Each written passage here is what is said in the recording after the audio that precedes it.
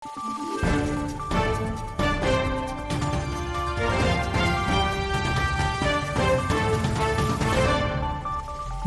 araw, Pilipinas! Ito ang Valiente News hatid sa inyo ng Office of the Vice President. Libo-libong Pilipino na ang nakatanggap ng livelihood grant sa ilalim ng Magnegosyo Taday na isa sa mga programang sinimulan ni Vice President Inday Sara Duterte. Kumustahin natin ang negosyo ng ilan sa mga naging benepisyaryo ng MTD sa report ni Jera Gomez.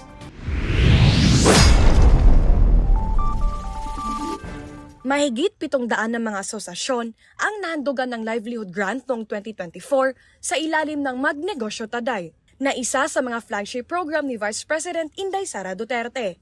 Kabilang narito ang Mualbal Public Market Vendors Association na siyang pinakaunang MTD beneficiary sa buong probinsya ng Cebu. Bigasan naman ang pinasok na negosyo ng asosasyon. Nakatanggap din ng 150,000 pesos livelihood grant ang mga mangingisda mula sa bayan ng Lanuza sa Surigao del Sur at kagamitan pang dagat ang binili ng asosasyon. Nabigyan din ng paunang puhunan ng OVP ang 10 rebelde mula sa Malaybalay City, Bukidnon na ngayon nagbalik loob na sa gobyerno. Ang bawat isa sa kanila ay nakatanggap ng 15,000 piso. Pinangunahan ng OVP Southern Mindanao Satellite Office ang turnover ceremony na ginanap sa loob ng 403rd Infantry Brigade sa Malaybalay City, Bukidnon. Pag-aalaga ng manok naman ang kanilang negosyo. Noong Setyembre, nasa 200 na mga manok ang nasa kanilang pangangalaga. Simula noong 2023, aabot na sa mahigit 7,000 individual ang naging benepisyaryo at natulungan ng Magnegosyo Taday.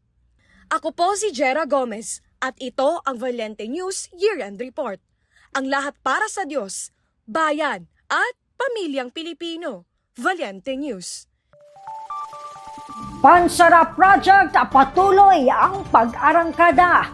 Yan at marami pang balita dito lamang sa Valiente News. Ako si Claudette Loreto para sa makabuluhan, naninindigan at matapang na mga ulat at impormasyon. Maraming salamat.